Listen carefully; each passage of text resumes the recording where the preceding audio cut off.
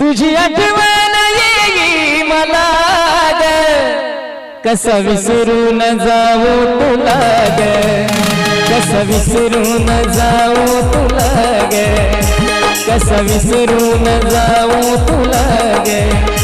तुझ्या वचनाची आण मला ग, तुझ्या वचनाची आण मला ग, कसं विसरून जाऊ तुला ग, कसं विसरून जाऊ तुला ग, कसं विसरून जाऊ तुला ग.